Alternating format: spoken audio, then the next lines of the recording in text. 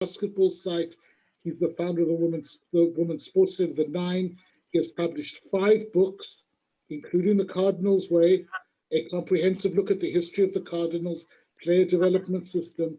He covers basketball, baseball, and other sports for outlets, including 538 to the New York Times. We're delighted you're here. Thank you so much for joining us. Oh, I'm so glad to be here. I mean, it is a crazy week, as you could imagine, between March Madness being in full swing and the baseball season being a week away, but I wouldn't miss this for anything. So Judith, Stephen, thank you both for inviting me back. And we obviously have a lot to talk about. I want to start, though, in a similar vein to where I did last time, which is to say, to be in St. Louis, even virtually, is something that's very meaningful to me. I wrote a book called The Cardinals Way about the St. Louis Cardinals and the way in which they have developed their farm system over the last 100 years. It is a place that holds a special place in my heart when it comes to things like Busch Stadium, yes, but also like Powell Hall and the St. Louis Symphony Orchestra, something that I absolutely adore, listen to on the radio here as well. And so in honor of being back here, I just want to show you that I am wearing a Sportsman's Park t-shirt celebrating the history, the great park that once was in St. Louis. One of my favorite stories I've ever done was I was in St. Louis during Marty Marion Day when he was inducted into the St. Louis Cardinals Hall of Fame, and got to know Marty Marion's daughter, grandchildren.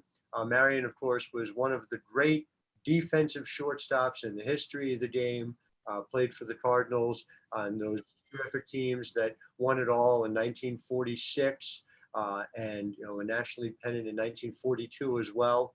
So again, to be part of and in St. Louis, and to dream of a day and hopefully the not too distant future where a fully vaccinated me gets to fly there and eat at Pappy's Smokehouse is something I'm very, very much looking forward to. So thank you for bringing me back St. Louis, a town that means a lot to me. There are a few areas we want to hit on, and I want to start actually, if I can, very briefly. I know we are talking St. Louis Cardinals, and there's a lot of that, but the season came to an end last week for the St. Louis women's basketball team. Lisa Stone runs a wonderful program there. I just think it's worth pointing out, once again, those games are worth your time. If you can get the opportunity to go see, Lisa's teams are disciplined. They are excellent defensively. They have wonderful point guards year after year because they're trained by Lisa and her staff. And they went to the NIT, went to the postseason. Lisa Stone was the head coach at University of Wisconsin. And University of Wisconsin let her go a year after she was Big Ten Coach of the Year, said that they wanted to do better by the program. Wisconsin has not been back to the NCAA tournament in a decade since. Lisa Stone brings St. Louis every single year into national prominence. So just had to shout them out. But as all of you who are here know, we are a week away from baseball season. And my goodness, am I excited about that. Not just because I've been locked in my house for the last year, but I am always excited about baseball season. And baseball season means more in St. Louis. I don't think I'm saying anything that anyone here doesn't know. But it was something obvious to me every time I came to town. You can't go anywhere without there being a conversation about the Cardinals. You can't go anywhere without sort of this ambient understanding that either it matters because the Cardinals are playing that day, or it matters because it's the offseason, the Cardinals need to add somebody. And so this being a baseball town is significant. And the Cardinals take it seriously, and they did something that I think really means that the Cardinals are prepared in 2021 to be what they need to be, which is a power in the National League. They've won more pennants than any other team in the history of the National League. There are obviously some significant stumbling blocks in their path, and we'll get into that because the National League is, I think, stacked in a way the American League is not this year, which I'm glad about because the National League also plays correctly by having the pitcher hit instead of incorrectly by having a designated hitter, which is, of course, a corruption of baseball and should not exist. So what did the Cardinals do to make that happen? Well, they traded this offseason for Nolan Arenado. Let's get into it because there are a lot of reasons why Nolan Arenado is set to be the next big star. And let's start by how they were able to get him for virtually nothing. I say virtually nothing is to take nothing away from the players they gave up, including Austin Gomber, who is a fine starting pitcher, who I believe is going to make the Colorado Rockies rotation. Austin Gomber is somebody I had the privilege of covering in the lead up to the year he was drafted by the St. Louis Cardinals. And I'll just tell you a Gomber story if I could. Austin Gomber had worked very hard to complement his fastball and his changeup with a curveball. And the Cardinals wanted to know, is he going to be able to throw that curveball consistently for strikes? Why does that matter? Well, if you're a two-pitch pitcher, you're probably a reliever. Being able to go through the lineup a second time, a third time requires having additional weapons at your disposal. If you're a three-pitch pitcher, you have an opportunity to be a starting pitcher. And so Austin Gomber came, and I had the opportunity to go see a pre-draft camp they were holding down in Jupiter, Florida, where the Cardinals normally hold spring training. Gomber was pitching, and Dan Kantrovitz, who ran the draft at that time, came over, and Gomber was asked, hey, let me see your curveball. And he unleashed the best 12-6 curveball, he told me later, he'd ever thrown in his life. It was not a coincidence that Austin Gomber got drafted by the Cardinals, not just because, oh, well, he threw one, but because the Cardinals understood in that moment, here's a guy who could do it when it counted. He was asked to do it, and he did it in that moment. And Gomber made it to the major leagues as a result of it. All of that said, for a team that has a fair amount of pitching depth, John Gant is somebody who I think very highly of. He's going to be their fifth starter. Alex Reyes is somebody who I think can help that team a lot. Adam Wainwright was talking to the media a couple weeks ago, said he thinks that there's an opportunity for Alex Reyes to eventually be a number one. And certainly Adam Wainwright knows what a number one is because he's been a number one in this town for a long time. But having Austin Gomber, therefore, in the deal as the headliner makes a lot of sense.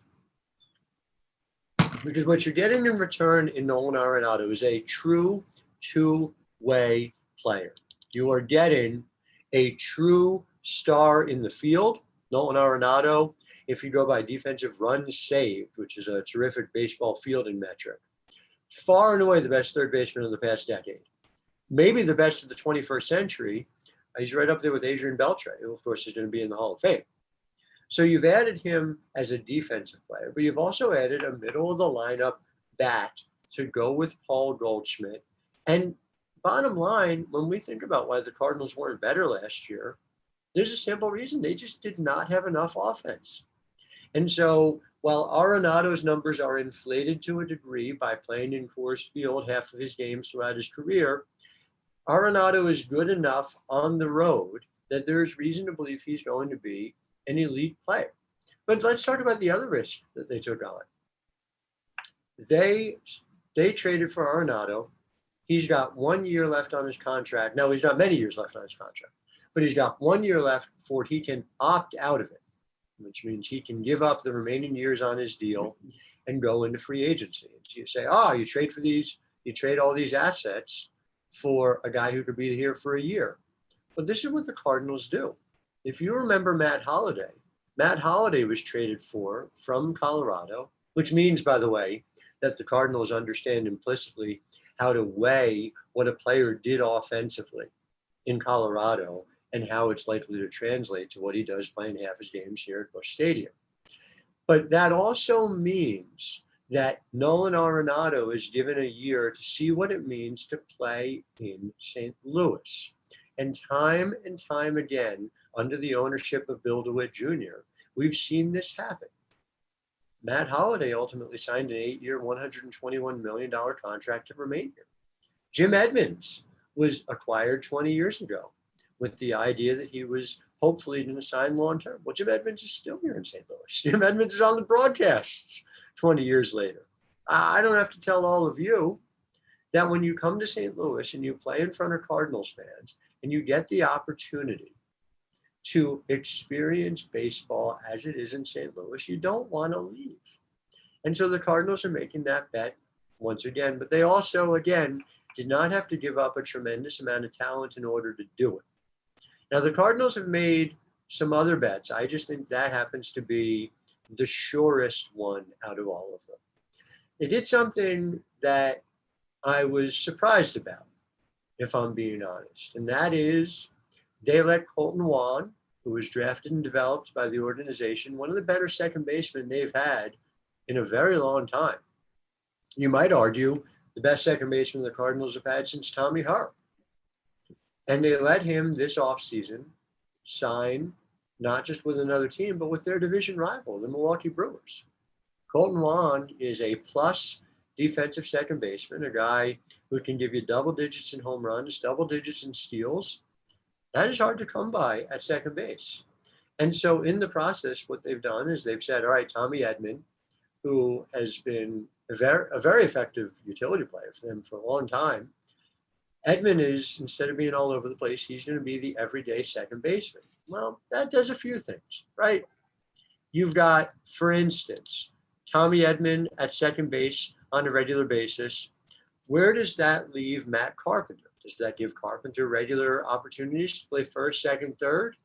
If not Carpenter, if Carpenter does not return to form, and most projection systems think that this might be the end of the line for Matt Carpenter, where do you get somebody to plug in at the different positions? I don't know that they have that figured out. And then, of course, there's a guy like Nolan Gorman, who would have been their everyday third baseman if not for acquiring Nolan Arenado. However, Nolan Gorman is not a guy you can plug in at shortstop. He's not a guy you can plug in at second base. Maybe they'll turn him into that.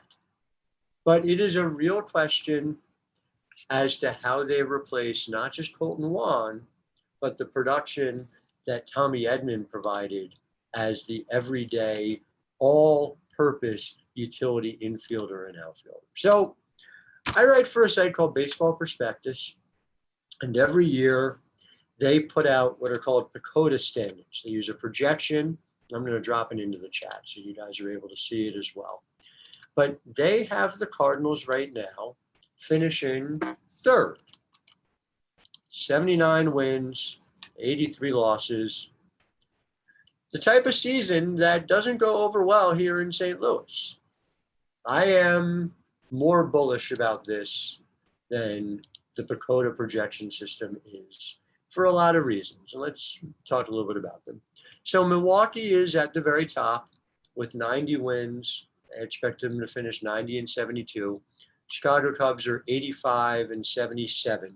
I'm rounding up and down as far as these projections go. And then the Cardinals are checking in at third right now. Well, expecting Nolan Arenado to simply be a lesser version of himself when in 2020 in Colorado he was deeply unhappy, I think understates it. I think when you look at what Nolan Arenado is going to be able to be in St. Louis, in a happy situation, settled, I think Nolan Arenado is going to break out in a huge way. There's also a multiplier effect. Having better players in your lineup impacts the better players in your lineup. And so, we've studied this, and it's determined that the more good players you have in your lineup, the likelier you are to see those good players excel. Well, so what does that mean? That means that Paul Goldschmidt has support he didn't have last year. That's going to matter. Paul Dion, who is a favorite of mine, not just because he plays for the Cardinals, but because he is a music lover. He comes from a family of musicians. He is, in fact, a patron of the arts with the Palm Beach Symphony Orchestra, who play not very far from where the Cardinals train in the spring in Jupiter. but he's also another 20 homer guy. Maybe with Arenado in the lineup, he's more like a 25 homer guy. But the one who I really want to talk about is Dylan Carlson. Dylan Carlson is given the everyday job. Now, he was a first-round pick. He was 33rd overall in the 2016 draft. He tore up the minor leagues in 2019. He was a 200 hitter in 2020 with the Cardinals. But it really was a tale of a guy who you saw getting it as the year went on. And so by the postseason, Dylan Carlson was one of the best hitters in the St. Louis Cardinals lineup.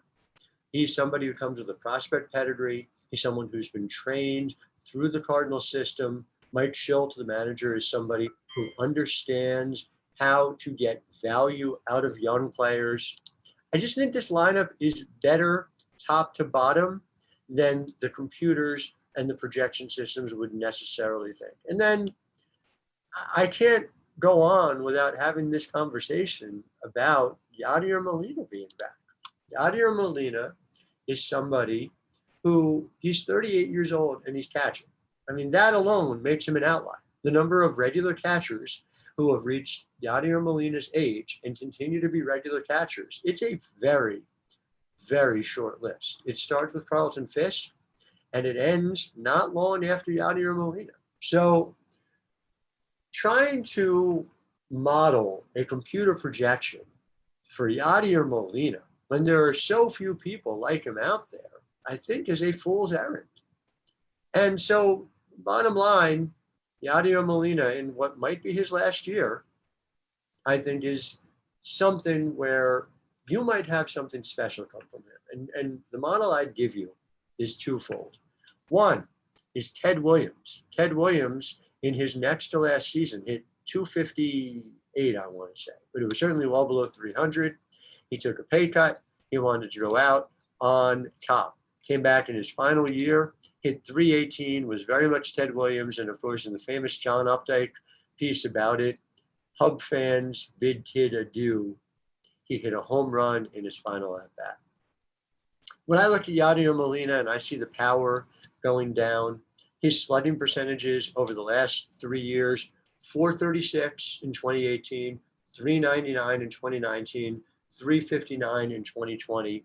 That's a guy who I could easily see figuring out how to hit for more power or figuring out how to compensate in other ways. Maybe he'll draw more walks. Maybe he'll find a way to sell out for power less and look for singles. I think Yadier Molina is going to be better than the projection systems have him, which is a bit down from even what he was in 2020. But again, that's the lineup. That's just a part of what we're looking at when it comes to the Cardinals. The Cardinals had solid pitching last year. It helped get them to the postseason. I think they have a chance to be a good bit better than that. So let's go into why that is, shall we? Jack Flaherty, the very top of that rotation, and I was lucky enough to be in the room when Jack Flaherty was drafted by the Cardinals. Jack Flaherty is an ace. If you made a list of National League pitchers who you would take ahead of Jack Flaherty, it would be an exceedingly short list. You're talking about, and this is at most, Jacob deGrom. You're talking about Walker Buehler. You might be talking about Blake Snell. I'm not sure I would, given Jack Flaherty's ability not just to be dominant, but to pitch deep into games. It is a short list. Maybe Yu Darvish based on last year, but Jack Flaherty's been consistent over the past several. That's what we're talking about. And Flaherty is not a kid anymore. He's 25 years old. He is entering what most people view as a player's prime. 3.47 ERA by Fangraphs projections in 2021. I expect him to beat that. Flaherty is a strikeout pitcher. He's got 4 pitches he can deploy. I think the Cardinals have a true number one. Everything I said about Yadier Molina applies in equal measure to Adam Wainwright. Adam Wainwright, who I don't think will need to be their number 2 starter, but may have the chance to do it. He's going to start the home opener. I am sad to say I'm not going to be able to get out there, but for those of you who can safely, Clydesdales will be marching. There's going to be a home opener at Busch Stadium and Adam Wainwright on the mound. It's going to be a very normal type of feel. And that is something I think we're all excited and hoping to get back to as soon as it's safe. Carlos Martinez, though. Carlos Martinez is somebody who's been a bit of a wild card for the Cardinals, dating back to when I covered him coming up through the system. He's been their closer at times. He's been an eighth inning guy. When I covered the 2013 LCS between the Cardinals and the Dodgers, he was the bridge to Trevor Rosenthal. He's been a starting pitcher as well, but he really struggled the last couple of years especially. Well, this winter, Carlos Martinez was probably the best pitcher in all of winter ball. And so the idea that Carlos Martinez can come in and be that number 2 starter they need him to be is something I don't just believe is possible, but I expect. And they're backed up by Kwang-Hyun Kim, who was very, very competent coming over from the KBO. In 2020, his ERA of 1.62 was a bit misleading if you go by more established metrics like field and independent pitching, which is you take luck out of it, you take fielding out of it, and it's just what is he doing in terms of walks and strikeouts and hits allowed. This is a guy who was still excellent. Can he be a number 3 starter consistently? Sure he can. The Korean Baseball Organization, the KBO, is a very high-level league, so this should not have come as a surprise to anybody. He is somebody who I think will continue to help going forward. And then you just think about some of the depth. If people get injured, and pitchers always do get injured, to be sure, and we've already seen that. Miles Mikolas already getting hurt this spring. There are players ready to help, and a number of them. You know, whether it's somebody like Daniel Ponce de Leon, for instance, whether it's somebody like Matthew Liberatore, who is the player they got back in the Randy Arozarena trade. There are a lot of people who the St. Louis Cardinals are going to be able to rely on in the starting rotation. And then you just add to it a bullpen that includes significant top flight talent like Alex Reyes, Giovanni Gallegos, a real bounce back candidate in Andrew Miller. Jordan Hicks is back throwing nearly 100. Even have guys in the back end of that bullpen. You know, Ponce de Leon's back there right now. He's somebody who simply knows how to pitch. Cody Whitley's somebody who I think very highly of as well. Ryan Helsley. It's a team built for the long haul. And look, ultimately, that's what John Mozeliak does. He builds his teams for a 162-game season grind. There are people who don't understand why and how the Cardinals are magically better than expected every year. And I would just argue the expectations are too low when they fail to take into account the way that Mo builds a baseball team. And so it's never surprising to me, but it is something significant. So I want to get to your questions. I think that's important. I do want to briefly, if I can, start and touch on Jewish baseball and where we are in 2021 for Jewish baseball players, number one. And number two, I want to talk about as well just how the season is likely to look different, given that the pandemic is still very much with us. But if you want to drop questions into the chat as we go, you know, and as I talk about those, that might be a good way to approach it. And I can answer those as they come up once I, finish on those two topics. Does that sound good? Is that, yeah, yep. That's a good plan. I see you nodding. That's a good plan. That's a good excellent. Plan. Okay. So let's talk Jewish baseball players. I wrote a book back in 2009 called The Baseball Talmud, and it was a position by position ranking of Jewish baseball players. There were 153 who had done so by 2009. We are now up to 169. I'm very excited. I'm working on volume 2 of that with updated stats and diving into it, having a great time. But it happens to be a particularly good moment for Jewish baseball players in general, and that is despite the fact that we have lost Ryan Braun. Ryan Braun, the all-time record holder for home runs by a Jewish player. Ryan Braun did not resign this offseason in Milwaukee. It sounds like he's leaning toward retirement. He's a big loss. He's in our top 10. He's not Hank Greenberg. He's not Sandy Koufax, but he's in that next tier. So, now you know what? And I'm gonna stop because Myron Holtzman makes a very good point. And so we are freezing the Jewish baseball conversation. We're gonna come back to it because Myron said, and he's right, you didn't address the Cardinals' young outfield except for Carlson.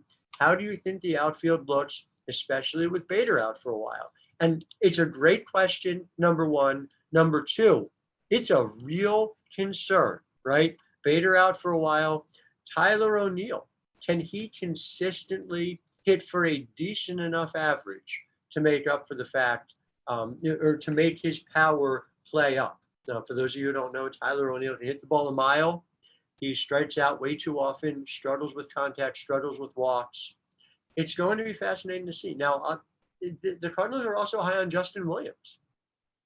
Justin Williams, Lane Thomas platoon out in right field might work, but it remains an open question. And of course, they love Austin Dean.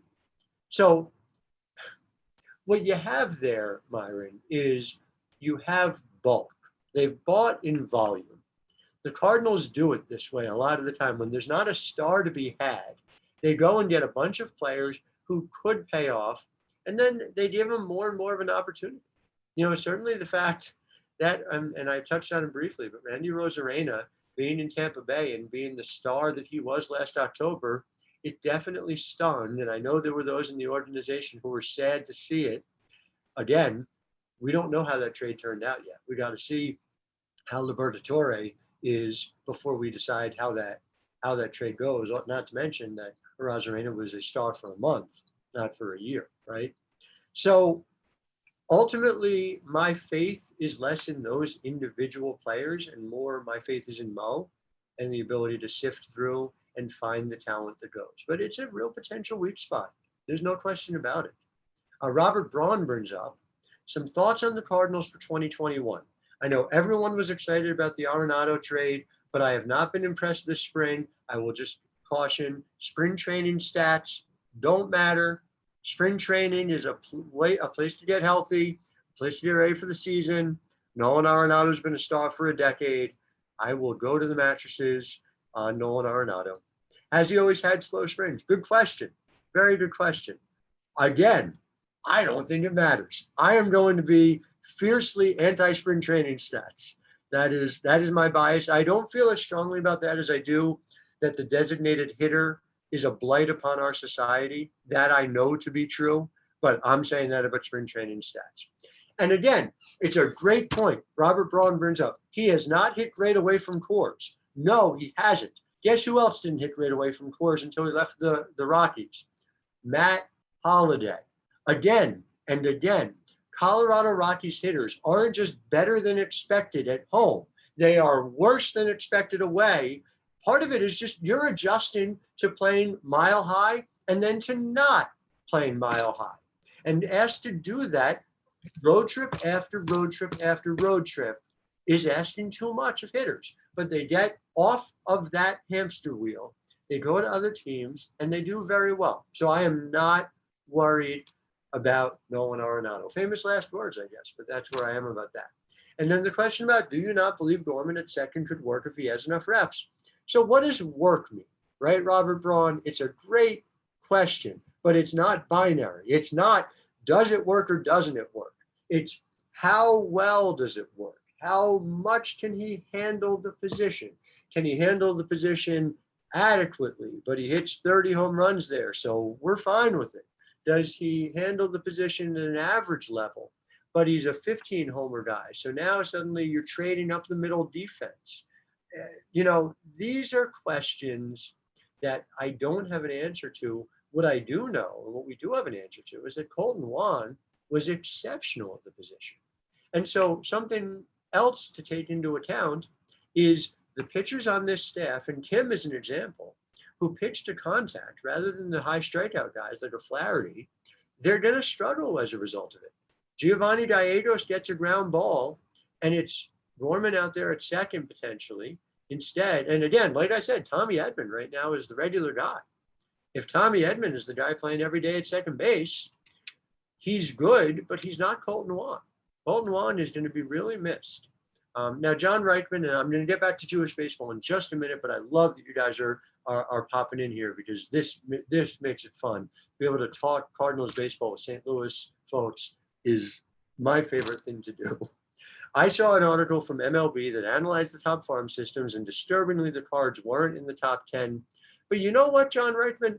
They often aren't in the top 10. And then you turn around and it's like, here comes a star.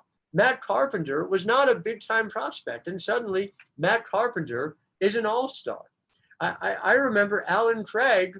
Alan Craig was a guy who a lot of people didn't even have on their draft board. And he comes up and he comes through, and suddenly he's hitting 25 home runs, playing for the Cardinals every day. They just manage to maximize the guys they have. And so if you'll permit me a point of privilege, I spent a lot of time studying this when I wrote the Cardinals book, because it was a focus on the farm system. Now, why is the farm system so good? Well, one reason is continuity. If you are doing the same thing and refining it and mastering it over a long period of time, you get better at it, whatever it is you're doing, right? Well, the St. Louis Cardinals have largely been developing players in a method similar to the method that Branch Rickey came up with. Branch Rickey, for those of you who are unfamiliar, was the president of the St. Louis Cardinals from 1917 to 1942. And Branch Rickey got to the Cardinals. He had a bright idea that maybe you don't just purchase individual players from different minor league teams, that you have agreements with minor league teams that become affiliates, right? The farm system, Branch Rickey's idea. When Branch Rickey decided, I need somebody to run this farm system, once he started putting it into effect in the 1920s for the St. Louis Cardinals, he hired a man, and this name's going to sound familiar to you, named Bill DeWitt. Bill DeWitt Sr. was the first farm director. There was no such thing as a farm director before Bill DeWitt Sr. Bill DeWitt Jr., who owns the Cardinals today, incorporates these lessons. Bill DeWitt Jr., who owns the Cardinals today, wrote his thesis at Harvard MBA in his Harvard MBA program. Do you know what it was in 1965? How to develop talent through a farm system. There is a through line historically for the St. Louis Cardinals that goes back 100 years. And then think further. Branch Rickey, Bill DeWitt Sr., who's a guy they hired in 1940? George Kissel. George Kissel, a remarkable player development coach who wrote a manual dedicated to player development. And Kissel himself was a coach for the Cardinals, didn't even want to be at the major league level, was there for a few years, said, no, my job is in the minors. From 1940 through 2008. So that means the same guy who is developing the Cardinals at the tail end of the Guest House gang era is the same guy who worked with people like Yadier Molina. It is just an incredible thing. Who else? Who else was one of the final signings by Branch Rickey in 1942? Just a guy named Red Schoendienst. Not sure if anybody's heard that name, right? Red Schoendienst signed in 1942 by Branch Rickey. I got to tell you, I'm still devastated that Red is gone. I had the chance to sit and chat with Red when I was working on that Cardinals book. He was every bit as up to date on baseball in his 90s as he was when he was a manager, as he was when he was a player on the great Cardinals teams in the 1940s. Later on, very briefly exiled to Milwaukee, helped the Milwaukee Braves win a World Series, comes back to St. Louis where he belongs, and he was here for the duration of what was an incredible 70 years in baseball. When I was covering the 2013 World Series, Red Schoendienst was, as I walked out of the clubhouse after getting my reporting done, the last one there. I came early the next morning, Red Schoendienst was there. That was who Red Schoendienst was, and his ideas were Branch Rickey's ideas, and they were George Kissel's ideas. And Red was the one who was developing young talent right through the middle of the last decade. So when you think about the Cardinals, are they in the top 10? Are they not in the top 10? I don't much worry about it. They have talent to spare. They have guys like Luke Voigt, who is now the power hitting first baseman for the New York Yankees. Luke Voigt, I watched him during batting practice when he was with the Palm Beach Cardinals, a single A affiliate of the St. Louis Cardinals. Incredible power then, incredible power now. The Cardinals know how to turn out players. So to me, I'm not all that concerned about where their rankings are, because it's not just about what comes in the system. It's about what the system does with them when they've got it. And it's just, even if other teams start to do it the Cardinals way, they're not going to catch up, because the Cardinals have a 100-year head start. That's just the bottom line. All right, let's talk Jewish baseball players, and I want to get to more questions because I see them lining up and I love it. The Jewish players who are returning include guys like Alex Bregman, third baseman with the Houston Astros. The best Jewish pitcher this year is probably going to be Max Fried, who is probably the number 2 starter with the Atlanta Braves. But you even have guys like Rowdy Tellez, who's going to win the everyday designated hitter job and play some at first base as well with the Toronto Blue Jays. There are more and more players who get to do it. But I would just highlight for you the St. Louis Jewish baseball connection, and that is Rob Kaminsky. Rob Kaminsky, who is a very nice young man from not far from where I am. I'm coming to you from northern New Jersey. Rob grew up about 20 minutes away in Englewood Cliffs, but he made his debut in 2020 for the St. Louis Cardinals after having been drafted by the Cardinals some years back. And he was player number 169 in Jewish baseball history in the major leagues. So let's talk Lori. Lori Burdak Miller says, and I quote, "I don't think the MLB site likes the Cardinals. They never highlight them. Only other teams, frustrating, or is it being jealous?" Maybe it's both. Maybe it's both, Lori, because there are people who are very upset about how good and how consistently good the St. Louis Cardinals are. I just, maybe it's that I've experienced the town and the team as often as I have, but I just don't know how you begrudge a baseball town that cares so much, that does it so well, that turns out in great numbers year after year after year, who, while the myth that Cardinals fans never boo is not true, as we know from Johnny Cueto, they seldom boo, and they don't tend to boo their own players. And I don't know what to say other than that. To me, the Cardinals are in so many of these different ways the platonic ideal of what you want a baseball town to be. And so there should be success there.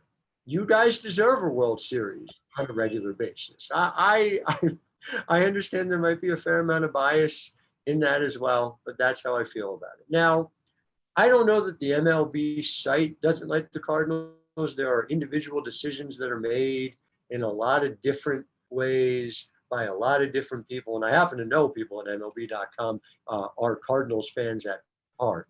So I'm not ready to go that far, but I do know there's a fair amount of Cardinals fatigue elsewhere around baseball, to which I would say, bring it on. Bring on the Cardinals fatigue, because there is tradition, there is glory in what the Cardinals do and what they are. I did not grow up a Cardinals fan. I grew up in New Jersey as a New York Mets fan. But if I can come to appreciate that, despite the fact that in 1985 and in 1987, the St. Louis Cardinals made a very young me very sad, then I think everybody can as well. Let's look at what Maury Poschover had to say. "I heard a scout once say at a high school game that the Cardinals farmhands work harder because the Cards promote from within so frequently. Is there truth to that?" Here's what I'll say. Yes and no. It's not so much that they promote so frequently as the Cardinals have a very set standard for what they expect from all of their minor league players. There is this understanding that if you work hard and you do the right things, you're going to get rewarded, you're going to get promoted. But there's also the fact that, this George Tissel manual is not a joke. It is a thing that all of these managers, and, guys like Mike Schilt at the major league level, but Schilt was a minor league manager for many, many years. They study it, they implement it. They're looking at very specific ways of having the players work. And everybody takes it seriously. system some years ago named Alex Reyes, who was a shortstop. And he ultimately didn't make it to the major leagues. But I watched him take an infield, and it was indistinguishable from watching other shortstops in the organization take infield. They all did it the same way. They all were working on things fundamentally year after year.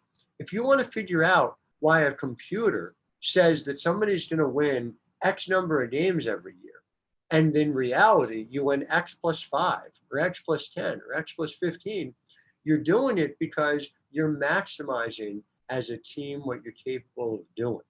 And so there are people who try to hide behind fundamental baseball. They say, oh, modern stats and sabermetrics don't matter, which is ridiculous. Of course they matter. Of course, all this is finding new and sharper lenses to be able to tell the same story. It's being able to, you're at the eye doctor, and he says, better 1 or better 2. And all the sabermetric advances is 2, and it gets slightly sharper. And you say, no, that's my prescription now. And you're able to see the game a little better.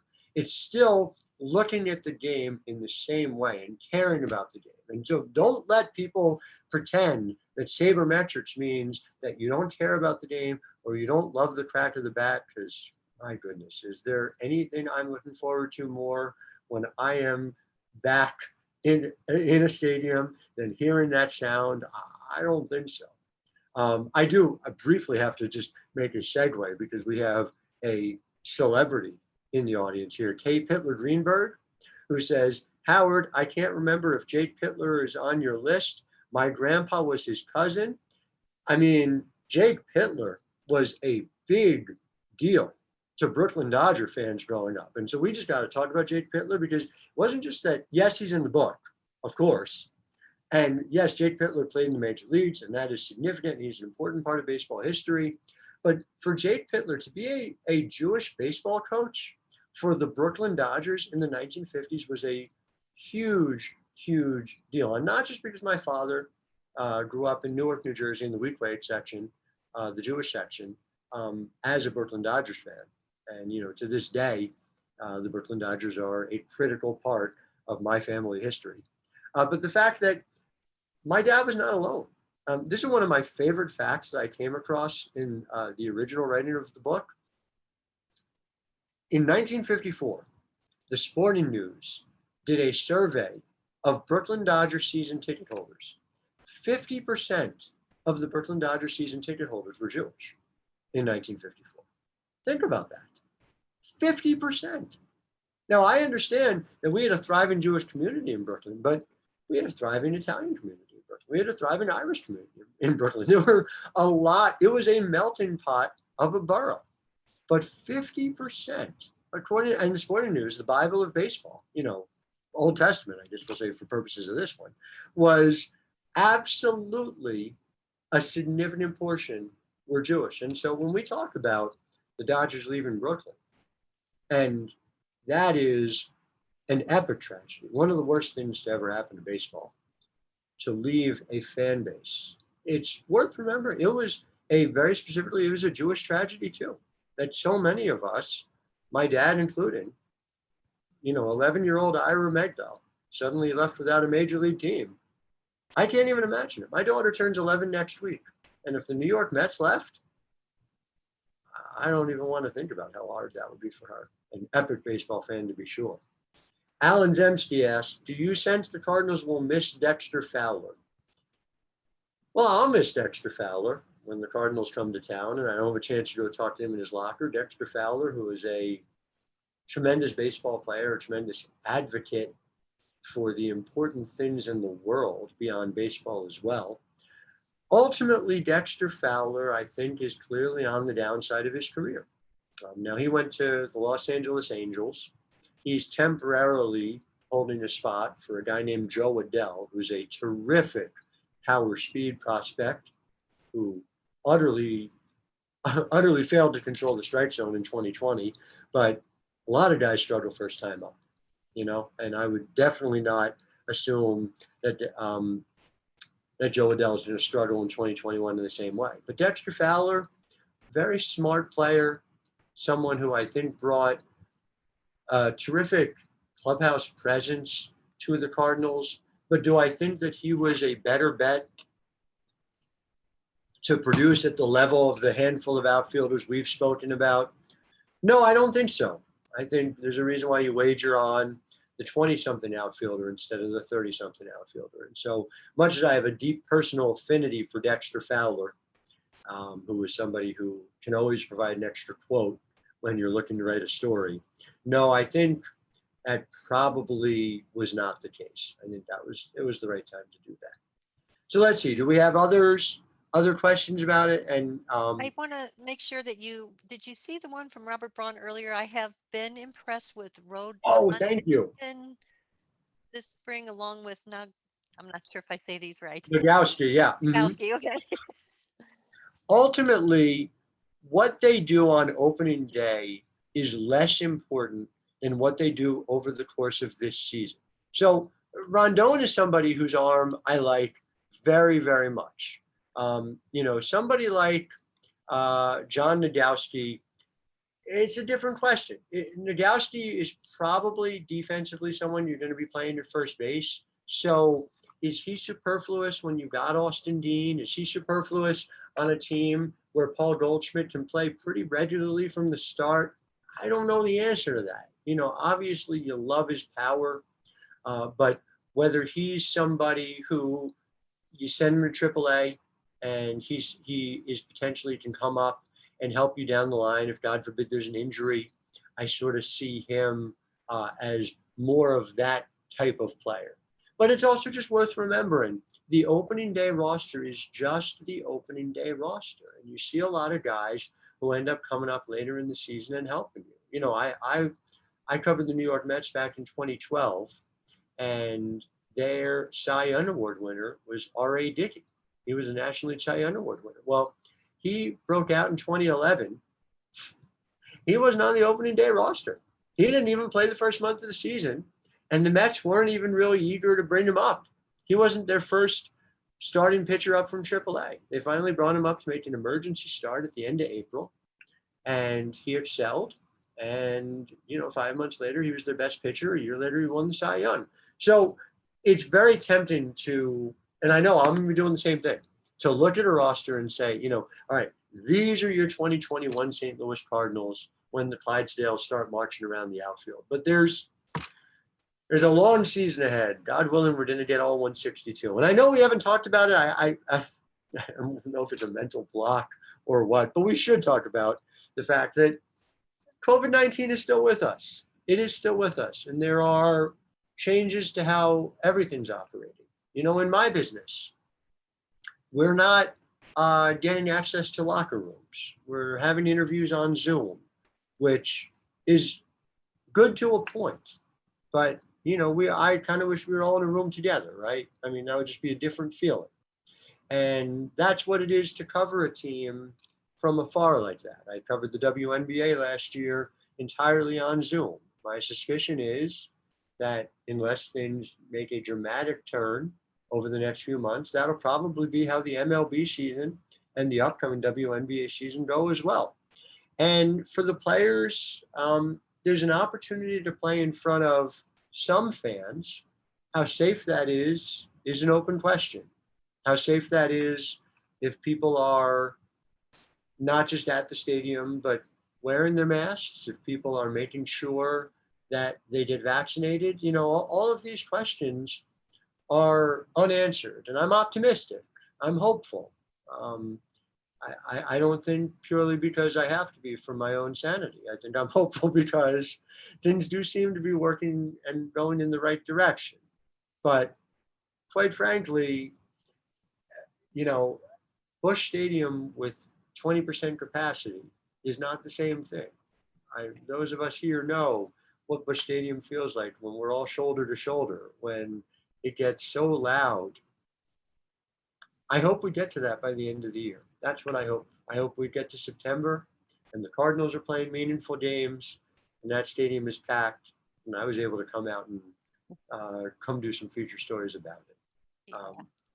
Jay Dubinsky asked a question, which I was actually there. So Jay Dubinsky asked, have you had a chance to visit the Cardinal Museum? If not, do yourself a favor and do so the next time you were in St. Louis. So the short answer, Jay, is I have been out there. I was actually there for the official grand opening of the Cardinal Museum. And that was a big deal, not just because the Cardinals take their history seriously. The Cardinals, if you go, and the way I'd point to it is, look at their promotional items every year. The Cardinals have been successful for a long time. Every time there's a year ending in a number, there's a 10-year anniversary of something. There's a 50-year anniversary of something else. There's a 25-year anniversary of a third thing, because the Cardinals have this rich and wonderful history. And so it's not a surprise to me that they did it the right way, but they absolutely did it the right way. And it was a glorious thing. I came out with my wife. We got to experience it together. Fred Bird was there. Things are always better when Fred Bird's there, and this was no exception. And we just had a terrific time learning about the history of the Cardinals. But again, that goes back to what I was talking to you about at the top. You know, I can talk to Marty Marion's family. Why? Because the Cardinals honored Marty Marion by inducting him into the Cardinals Hall of Fame, because the Cardinals understood the inherent value of that continuity, of that tradition. And that is significant. And I can talk to Marty Marion's family while I'm standing next to a scale model in the Cardinals Museum of Sportsman's Park. And it just, I walked away from it wanting to have experienced Sportsman's Park, which unfortunately was torn down before I was alive. And that's why I'm wearing this shirt, right? You know, because it's trying to connect to that. I think ultimately that's what baseball has over any of the other sports. And I cover a lot of them, and I love them, don't get me wrong. But to have that continuity and connection really matters. And I don't know of a place that does it better than St. Louis. And I know part of that's an accident of fate. You know, Bill DeWitt, 2 years before he bought the Cardinals, was trying to buy the Baltimore Orioles and could have purchased the Orioles, and we would have had a very different ownership here, who wouldn't have necessarily had that personal direct connection dating back to Branch Rickey. But it worked out that way. It did. And we were still able to see it. And I don't think it would have just been on Bill. I think something like George Kissel being here for 68 years and Red Shandy being here for 72, I think that would have happened regardless. That's 140 years of collective experience of Cardinals baseball from those two people alone. I just think that speaks to this town, this city, and this team. I do. So let's see. Do we have other questions, or I want to make sure that I'm not leaving anybody out?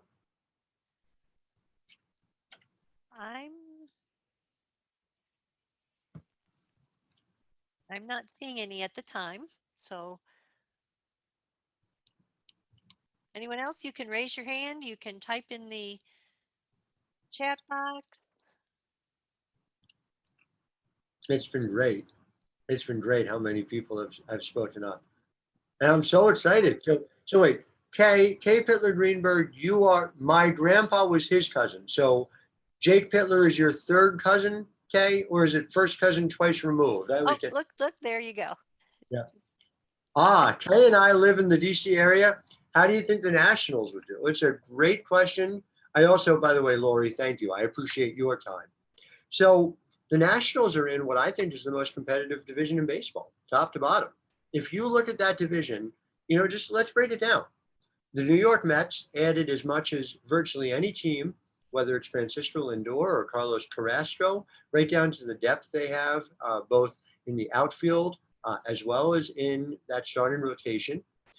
The Miami Marlins made the playoffs last year and are younger and presumably better with a full year of Sixto Sanchez ahead of them. The Philadelphia Phillies, I wrote a story about this over at Forbes a couple months ago.